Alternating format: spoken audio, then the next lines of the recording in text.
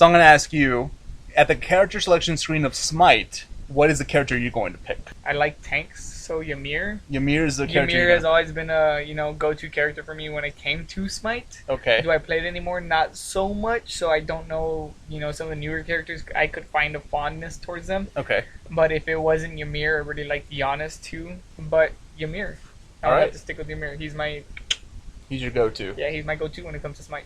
Okay. In Smite specifically. Thank you for that answer. Yeah. Thank you for that very kind of to the point answer. I like that, Mike. Thank you. This is good for job applications. Yes, I know. It's supposed to give detail, but I mean, if they ask you who your favorite character in Smite is, you'll have an answer for that. Yeah. All right.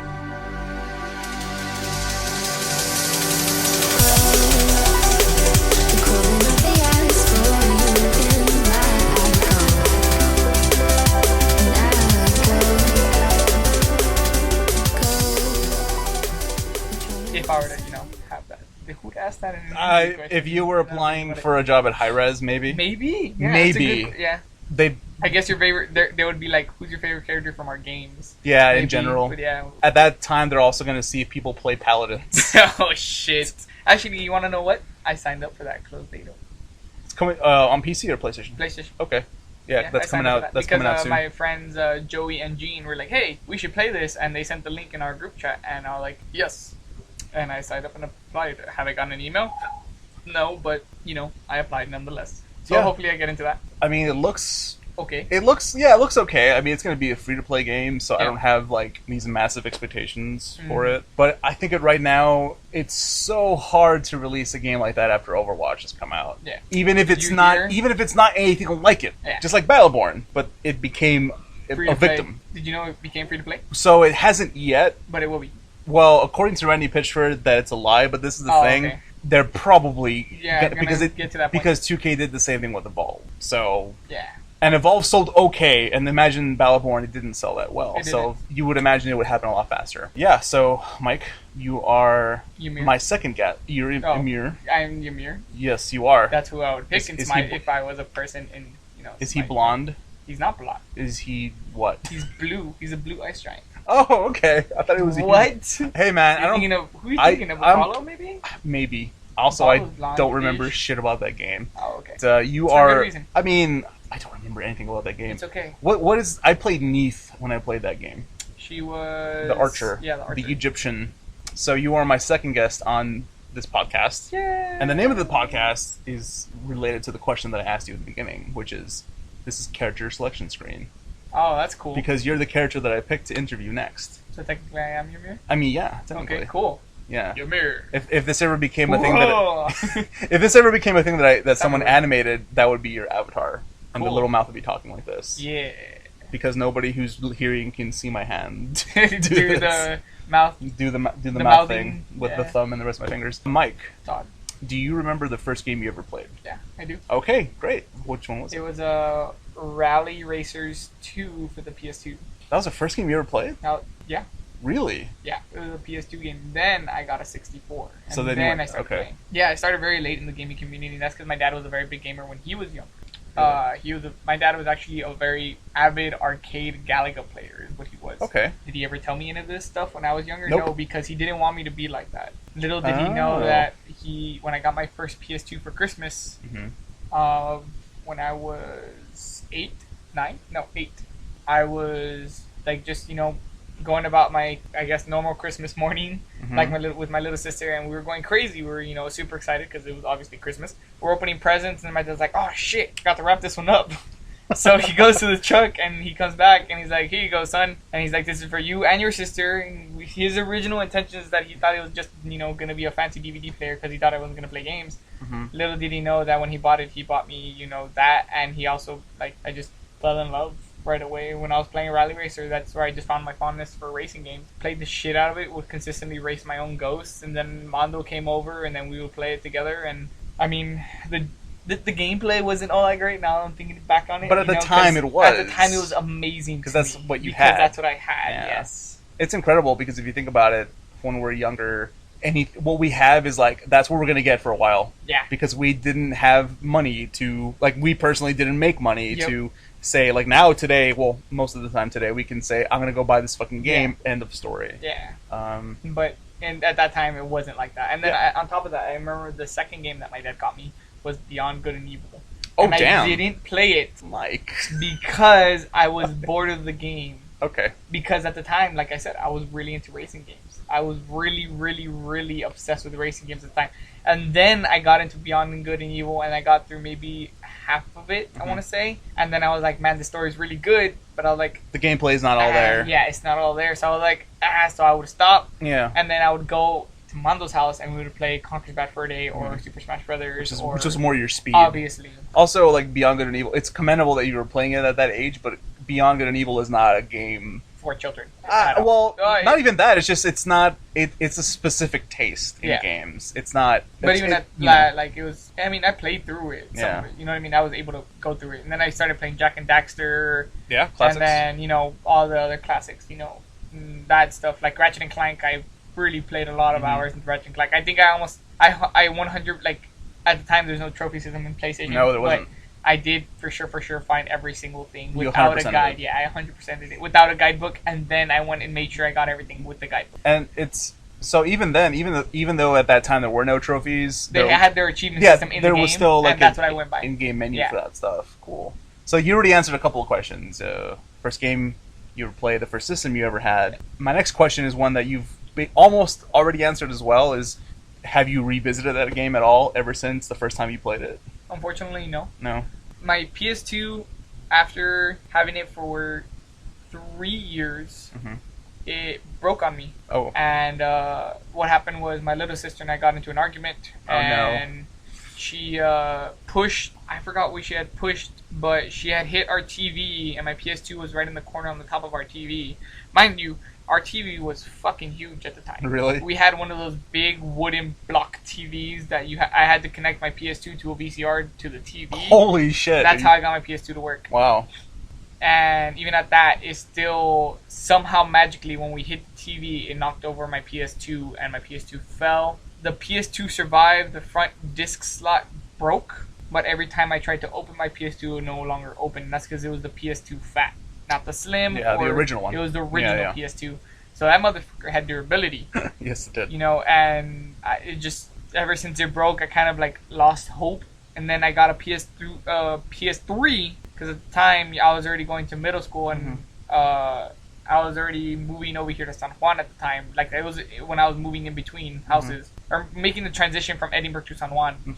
And I finally got my PS3. Only for the reason being is that I saw my cousins had a PS3 and I wanted to play with them because I found out that you could play online. Transformers had just come out, I think. Dark of the Moon, right? But no, not Dark of the Moon. Transformers. I think it's War for Cybertron. Yes, War for Cybertron was the one I'm thinking of. It's War for Cybertron. Yeah, that's the first one, right? Yeah, and that's the game that I really, really, really, really wanted a PS3 for, because I was like, this looks really cool, because I love the fact that you could, transform and interchange, and I didn't know a lot of the Transformer storyline, and I really wanted to get into it at the time, because I as a kid, I would also watch Beast Wars with Mondo, and I knew it was Transformers, and I was like, it's just a different form of Transformers. I was like, I want to watch this. I think this is cool. Yeah. So I did that. I bought my first PS3. Well, not myself, but my parents bought my PS3 after, multiple months of nagging them over it. Not having a PS2 anymore and wanting a new system. Exactly. Okay, so what is the game then? Was that the game that got you in, like, that really hooked you on gaming? What is that? Okay, was that game in the PS2 era or with the PS3? The one that hooked you? Neither. Really? Okay. It was the in-between. What's the in-between? PC. Okay. Specifically World of Warcraft. So when I was in middle school... I knew that answer was coming. No. No. Oh, you didn't? Or you did? Oh, I knew that. I knew it was coming, yeah. It was the in-between. My cousin Ricky had just, really and truly gotten his first major computer, because he was in high school, because he's a little older than me, but he had just gotten his first computer, and it was a really strong computer for what he had, for our age at the time. Yeah. Mm-hmm. And WoW was just starting up, just barely starting up, and my cousin had he had a job at HEB, and he bought a really nice gateway computer. It was a laptop specifically, huge 18-inch display screen. No, sorry, 17-inch display. Full-blown lit keyboard. It was a really expensive laptop. Like, it was almost like a $2,000 laptop, hands down. Damn. At the time, $2,000 was a lot. Yeah, now it's a lot more. Yeah. But he was like, "Hey man, you wanna play? Stay up and play?" Because I would spend the night at my grandma's house a lot at the time. Because like I said, we were just moving houses, so I was like, "Sure, I'll stay over and we'll play video games." And I would play his PS1, which we would go to Mexico. That we went to Mexico specifically to go and mod. For I could play some Street Fighter, but I really wanted to play Ford GT is what it was that I played. I stopped playing those and I saw him playing. I was like, "What's this?" And I got really interested. He's like, "Oh, it's a new computer game called World of Warcraft." And I was like, "Cool." So I got into it, and little did I know, I started raiding and doing dungeons and learning how to play and build my character. And I started off with the Fury Warrior, and I was just fucking going crazy at the time. And I had a lot of fun. And I was like, "Holy shit. You need this now." I need that. Yeah. So when did you get that then at home? Or was it a while after? Not till years later. Not till, like, maybe in the beginning of my high school years did we finally get internet and a computer. That was a family computer at that. Yeah, so you had to share. Yeah, I had to share with everyone else. So my computer time was literally for, like, an hour and a half to 2, which was, like, nothing. In a game like that. Yeah, exactly. Yeah.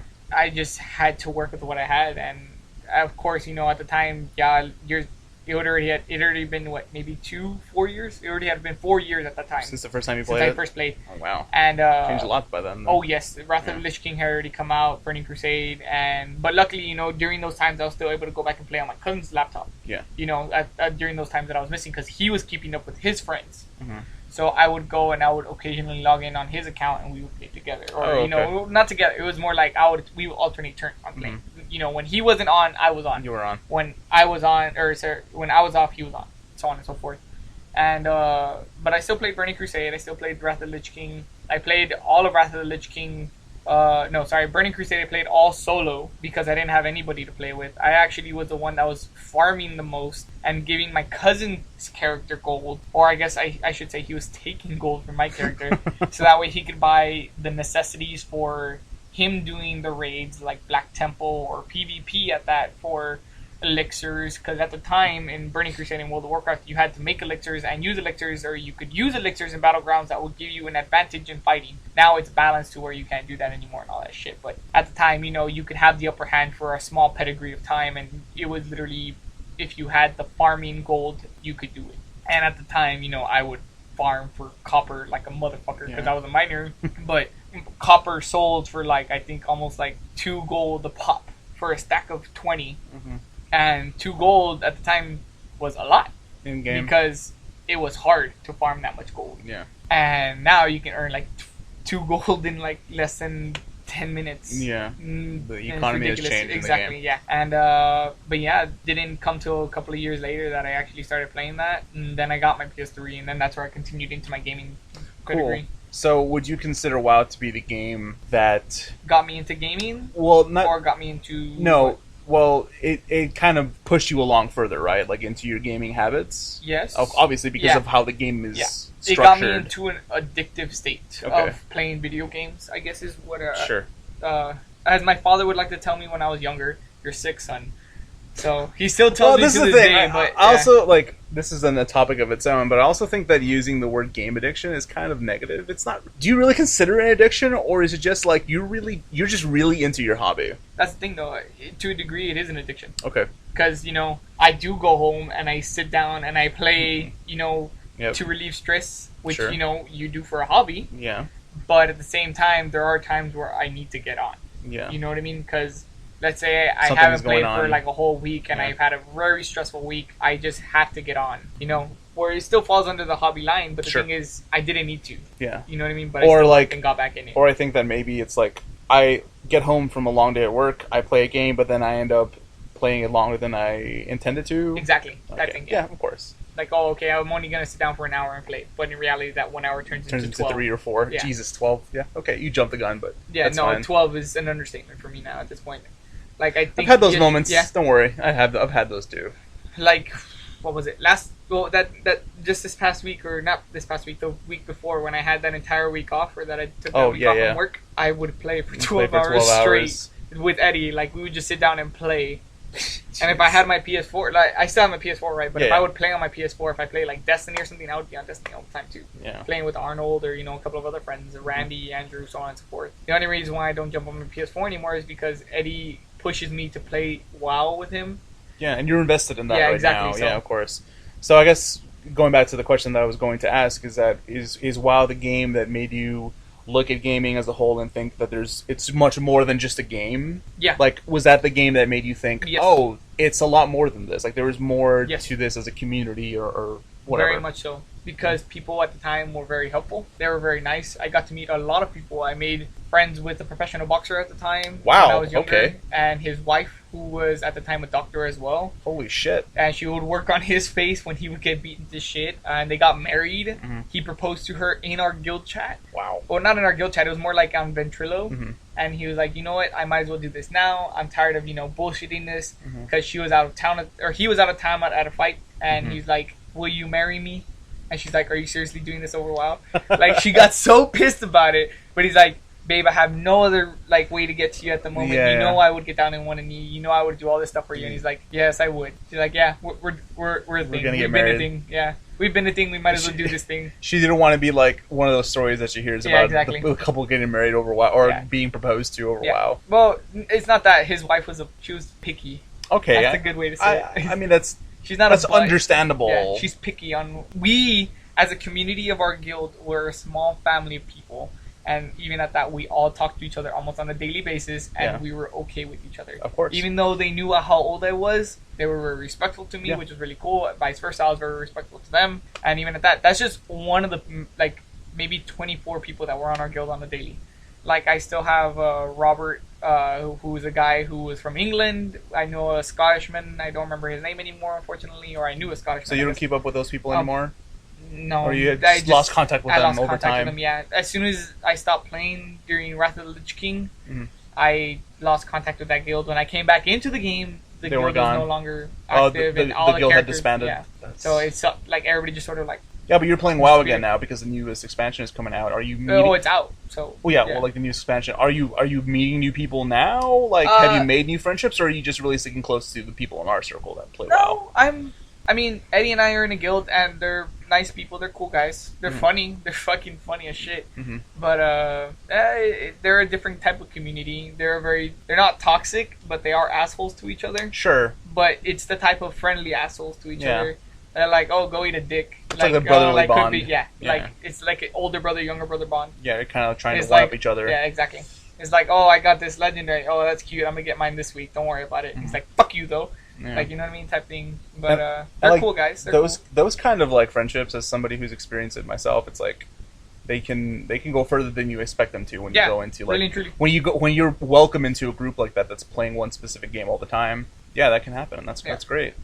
Is it fair to say that WoW or the genre of the MMO is the one that influences your gaming tastes most, or is it actually racing? Because you talked about racing being the origin of how you started playing games and stuff. Or is that a tricky question? It's a tricky question because racing will always be there. Yeah. And it'll always progressively get better. Same thing with MMOs. But the thing is with MMOs, I already know what to expect. I already know, I can go into this and, build a character and build a story for them.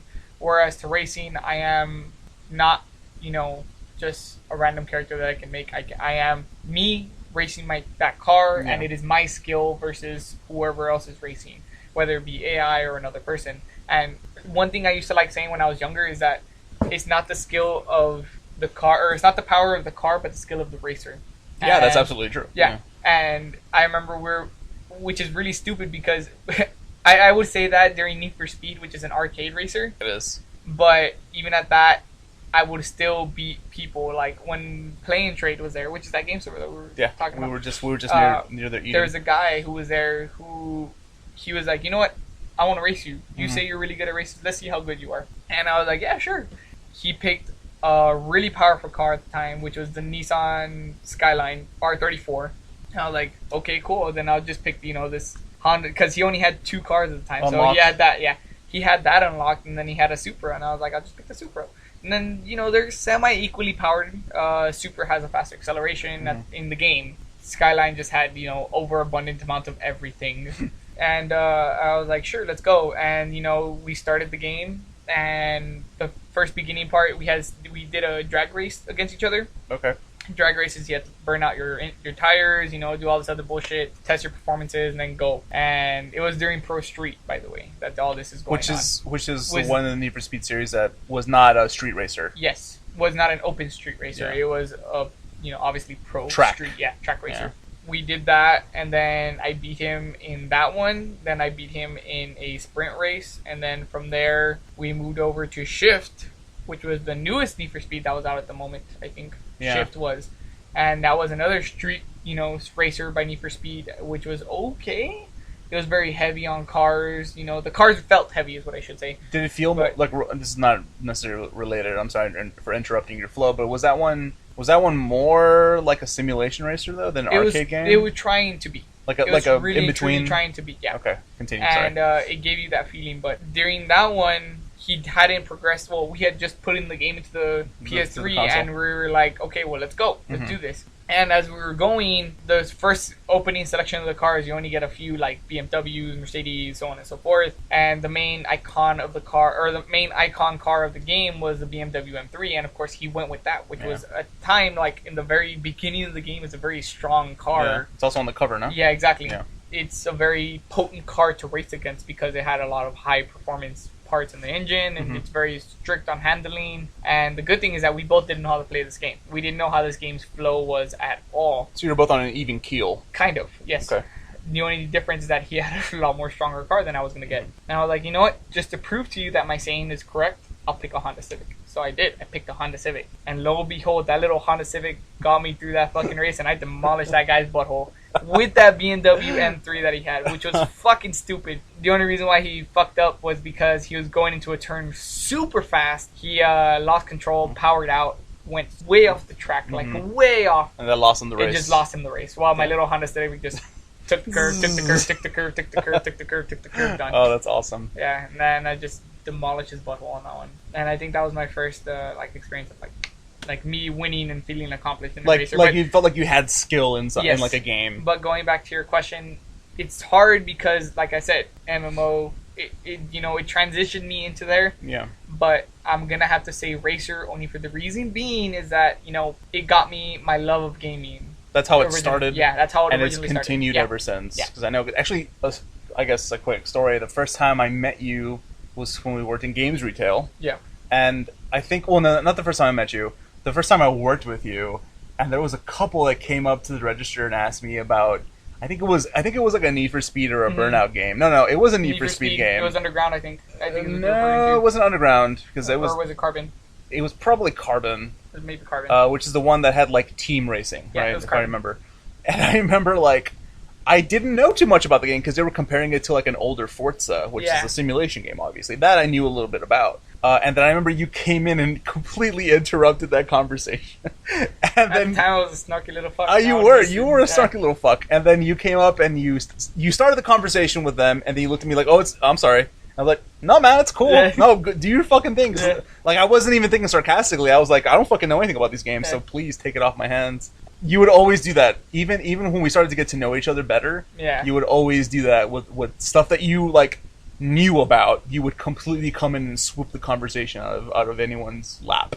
Yep. So not necessarily a bad thing. No, it is rude though. It is okay. Rude. That first time you were fucking absolutely rude, and I remember I think it was Nina that was looking at me over from the back there, and she kind of raised an eyebrow. I was like, I don't fucking know. Yeah. But yeah, I mean, I was just trying to do my job. You were trying to make an impression. Yeah. There's nothing wrong with that. Yeah. There's nothing wrong with that. Unfortunately, you fucked up half of it. Yeah. It's okay.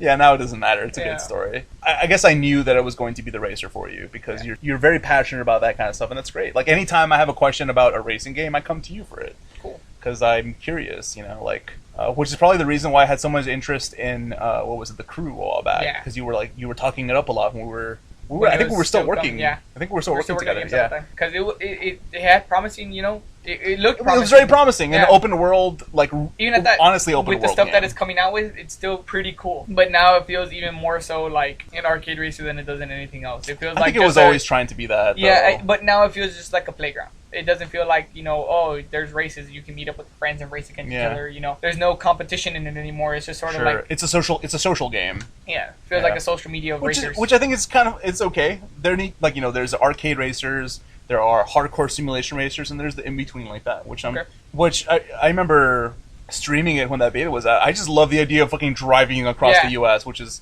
really cool. Really cool. Which is at the time no other game had offered that. So even at that, still no other game offers that. Which is people give that game shit, but hey, it did something right. Did you know in that game you can drive the South Padre? Yeah, I remember. Yeah, that was actually a part of the game that was unlocked in that beta. Yeah. You can come all the way to South Padre. You can drive all the way to South Padre. You can go up and down the island. You can go anywhere else in Texas. But it was just you beelined it from Florida all the way over here. Because I think they had Miami or Orlando in the game. But I digress. What's a genre or game you wish you would have gotten into or would like to visit? You know that like you see everyone else talking about, but you're like I've never liked it. I've never been able to get into it, but you've had a curiosity for.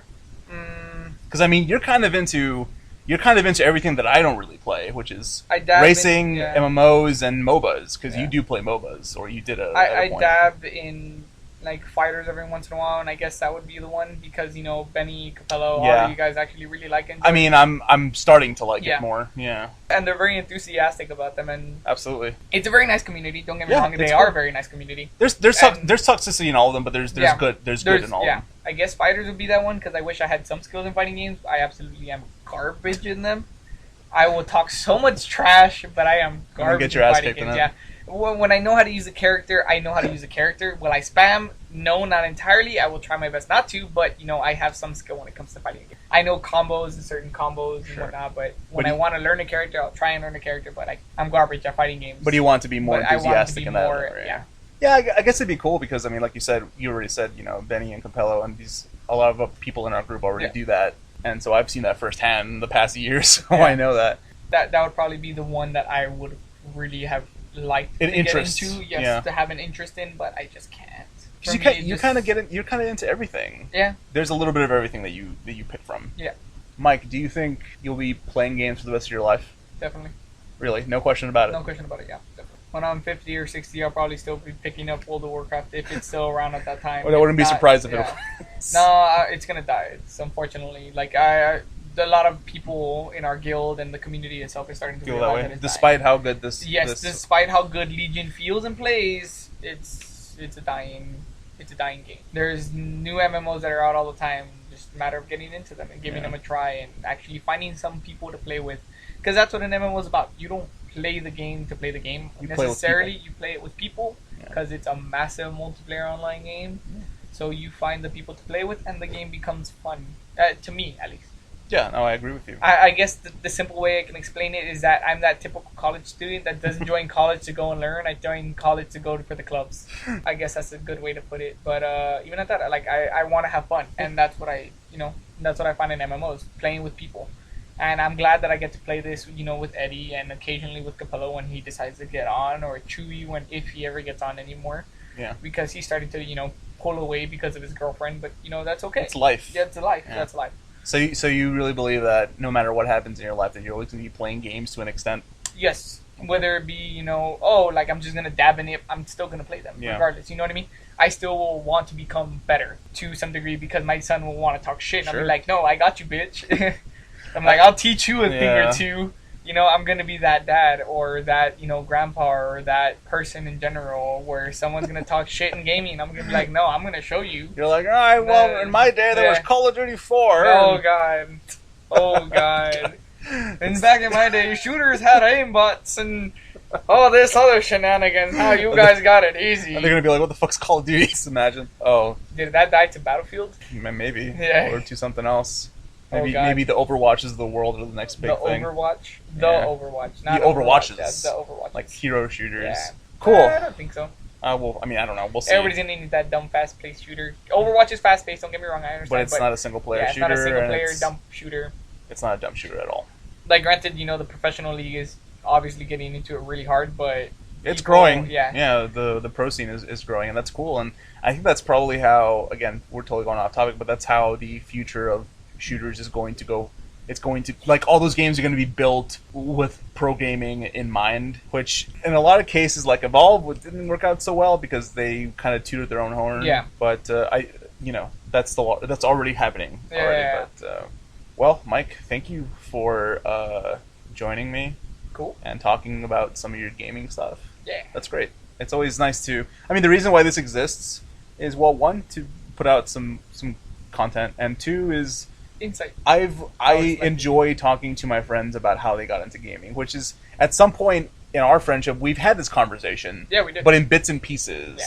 Not a full blown detail and whatnot. You know, even then, this is not a super long. I think it's about to hit an hour. I'm not too sure, but yeah, thanks for joining us. Thanks for joining me and whoever's listening. Marcos, 1 second. Huh? Marcos, hey man, that first one had like 10 views. Oh shit! 10 listens. Hello, other people. Hello, other people. Jesus. Yeah. Actually, in that first one with Benny, his brother commented. Oh, that's nice. Because Benny made a mistake about what his. In that interview, I asked Benny because he was talking about his nephew. Oh, okay. And he's like, I asked him, "Oh, what's the first game he played?" And he's like, "Oh, Super Mario something." Yeah. And then his brother comes in, his older brother Gus comes into the comments and is like, "No, your nephew's first game was GTA 5." Oh man, that was great. But yeah, thanks for hanging out and taking my stupid questions. No, they weren't stupid. I actually enjoy talking about that kind of stuff. Like, for instance, when we used to work for GameStop, I know, like, completely off topic. No, please. No, that's fine. Don't worry about that. Don't worry about that. When we would work at GameStop, I think I got made fun of it. The only reason why I'm bringing it up is because I got made fun of it at work at Tower Burger the other day. Okay. My coworker was like, "Oh, you're gonna go home and play World of Warcraft and this and that," and then I was like, "So what if I do?" Yeah, like that's none of your business, you know, because this is what I was talking about. Like he would be snarky about certain stupid things, and then my other coworker, her name is Melissa. She has an 11-year-old son, but her son is having problems with his Xbox. Uh-huh. And this is what started that whole thing. And I was like, hey, well, if you need help, let me know. Give me a call. I gave her my number. I was like, give me a call, and I'll gladly go to your house, and I will help you, you know, with your son's Xbox problem, whatever it may be. Uh-huh. He's like, oh, great, you started him to talk about video games and that. So I'm like, so fucking what, dude? If I were to get you to start talking about music, you wouldn't shut the fuck up either, you know? I was like, you know what? I'll help you out. I'm glad, because that was my favorite thing to do when we worked at GameStop. I loved helping the customers with whatever stupid question it may have been. Yeah. Hey, my Xbox doesn't work because I don't have my power brick plugged in. Be good to go. It's like you'd be surprised at how. Or like, hey, my game's not reading. Oh, yeah. Maybe it's because of the lens. Maybe it's too scratched. Maybe it's all this other little stuff. But hey, you want to know? We have other copies that can help you out. You know, I can try and help you get a new copy. And like, despite all of the bullshit that we went through working at that in retail in general, like, you know, it felt good helping people out, like that we're not being shitty with you, but just had a problem and they wanted somebody's help with it, and it's like you're there, and that's what you're there for. And I mean, if you're going to be in that job, the least you can do is help somebody out, because you would hope that somebody would be able to help you out in that same position later. Exactly. But yeah, that's like, for instance, when that story you told me just this past week, I believe, the one that you saw, that kid whose dad would always go into GameStop, but you taught him or got him into XCOM. Like that kind of stuff. Like that kind of stuff. You know, I've had that issue too, where it's when I worked at the one in Ware Road. Someone from Alamo went to Ware Road because that's when you and Tammy had moved over there, and I had recommended him. I think it was a Need for Speed. It was Need for Speed though, Most Wanted. He was like, yeah, I had never played any of the Need for Speed series, but that's the best obviously the best one to play. You know, and he played it, and he's like, it was amazing, man. Like, I didn't get tired of playing it. I had so much fun. Like, I'm glad you enjoyed it. And I'm like, unfortunately, there's nothing else better than that. Like, hey, at least in the Need for Speed series, hasn't been a better game since. The new one now is pretty okay. It's actually really nice. What's the new? Oh yeah, it was just Need for Speed. That's the one that came out last year, no? Yeah. And I actually have been going back and dabbling in it. Because they've been updating it still, which is great. Free updates too, which is good. Really cool stuff that they've added. Drag racing was one that they added a long time ago, but they've been adding like new detailing to cars and stuff like that. So now you can customize your Ferraris and your Lamborghinis. They're adding neon kits. They're adding like a whole bunch of really cool stuff. Yeah. And they're adding, supposedly they want to add more story for free, more DLC. Okay. And I was like, that sounds really cool. Yeah. Like, that sounds really, really cool. Like, they added a whole storyline from the old Need for Speed characters, or the original Need for Speed Underground, and now they want to add the characters from Need for Speed Underground 2, and they want to just progress. Pull all the story together. Yeah. That could be potentially interesting. Yeah. They want to make their own, like... Because in this one, you don't really meet up with the people. It's more like, oh, you go and do these challenges of these really hard races and test your skills, and then you unlock their car at the very end because you're going to race against them. But I would like to see it progress into something like like Most Wanted that had a structured story and like you had to take out these top racers. Yeah. And I fucking love that. It was corny. Like looking back at it now, those cutscenes and all that stuff. They're really corny as shit, but it worked. Yeah. Like it's the popcorn thing. Yeah. It's like this is the reason why people like Fast and the Furious. Yeah. Those movies are shitty in my opinion, but I get why people like them. Yeah. So. It's like, oh, this guy's a scumbag, but I can beat him, and I know I take can. Him down. Yeah, and I'll work up to that. And you show the progression of the work, and then you get there, and then you kick their ass, and then you're like, yeah, suck my dick. Fuck you. But those, you're right, though. Like there were those moments with people that it's almost like it kind of gives you a little hope. Or like just makes your day shine a little better, a little more because they tell you something, or they compliment you, or it's like, hey, you recommended me this and it was awesome, thanks. It's like, that feels good. Yeah. And like, that story that I told you about, that one day I went to go pick up some groceries in the morning, and this kid was working at the store, like bagging groceries, and he was like, hey, I remember you. And, he would always go in with his dad to buy games, and he was always at the store. And I remember that was when XCOM Enemy Unknown had barely come out, and he was like, the dude, his name is Gabriel, and his son, unfortunately, I still don't remember his name. I feel really shitty about that, but he was like, hey, my son really likes Command & Conquer, but he doesn't know what to play next, like, and we don't have a PC anymore or whatever. And I told him, well, there's XCOM. It's a very different game from Command & Conquer, but it is still a strategy game. Yep. And so I never found out whether he played it or not until now, and he was like, yeah, man, and hey, XCOM 2 is on console now. It's like, it's awesome. It's like, fuck. I love, specifically with XCOM, and you know this, every time somebody tells me, hey, I liked this game you told me about, it's like preaching the good word. Yeah. I'm so very happy when that happens.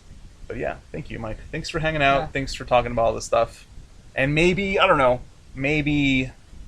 years from now, we'll do this again and see how different your... Well, we'll see that perspective too. At that time. Perspective, yeah. So to see if I still want to continue gaming for the rest of my life. Sure, that could be a question we revisit in the future. Actually, this is completely going off the rails. Did you ever have a moment where you stopped gaming and thought, I'm not going to do this ever again? Did you have a moment where you felt, man, I'm kind of losing interest in doing this? No, I haven't. It's always been there. It's always been there. That's kind of great. Yeah.